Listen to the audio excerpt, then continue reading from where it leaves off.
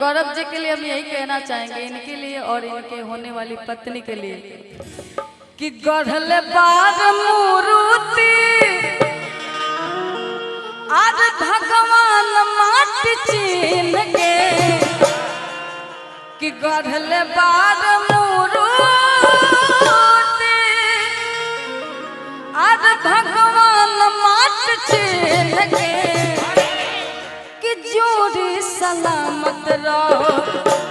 कट कट अरे जोड़ी सलामत रहो दुल्हा दुल्हन के,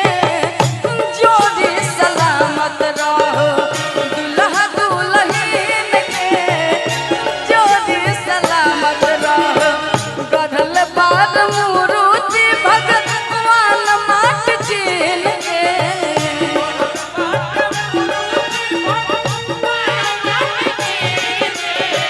गढ़ल बार मूर्ति भगवान माटी चीन के, जोड़ी सलामत रहो जोड़ी सलामत रहो दुल्हा दुल्हन के, जोड़ी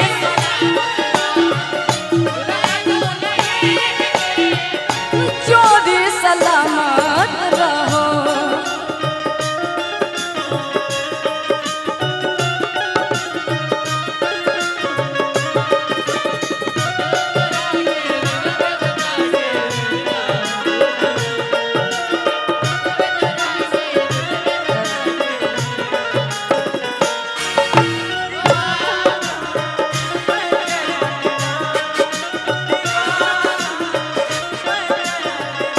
क्या बात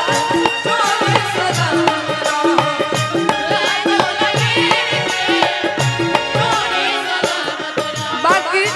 बड़ी सुंदर भाव में लड़का बताओ तर कहता ए दुल्हन के दुल्हा निहारस घरी घरी,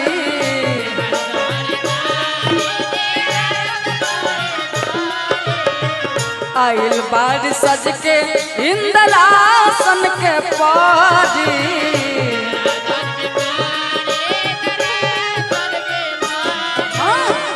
दुल्हन के दुल्हा निहारस घरी घरी,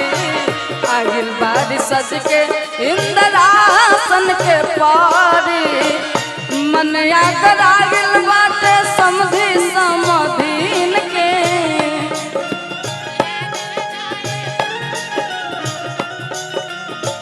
मन आगराइल बाटे समझी समधीन के, जोड़ी सलामत रहो जोड़ी सलामत रहो दुल्हा दुल्हन के,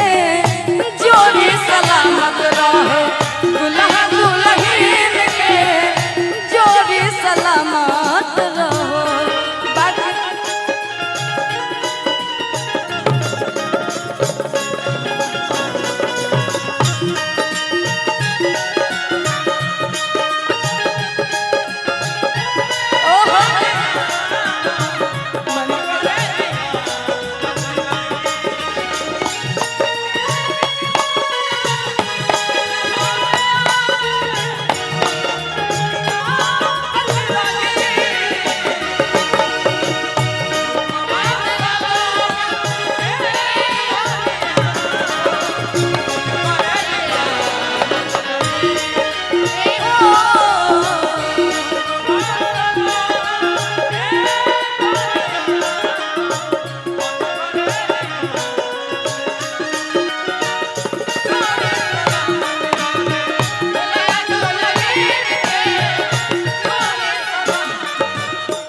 बाकी आगे का लाइन कहना चाहेंगे, होता है कभी कभी पकड़ने वाले पकड़ लेते हैं। बाकी इसमें गौरव जी के पापा से कहना चाहेंगे हम, खास करके अगर उनके पापा जी आवाज सुन रहे होंगे मेरे, तो उनसे कहना क्या है, ए दुल्हा के पापा जी ने आज दी है,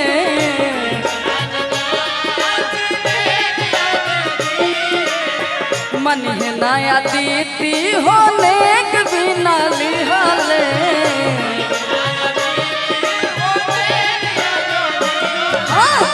दुल्हा के पापा जिन्हें गया दी है मन है नया दीती होने के बिना लिहाले शुद्ध मन सदी पाना सौआ 5 गो गिन के शुद्ध मन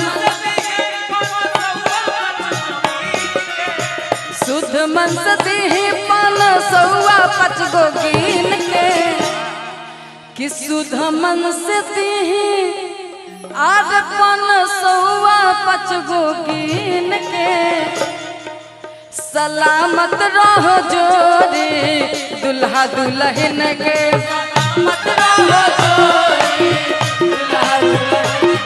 सलामत रहो जोड़ी दुल्हा दुल्हन के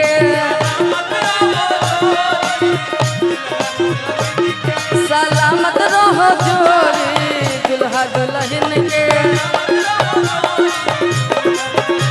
सलामत रहो जोड़ी।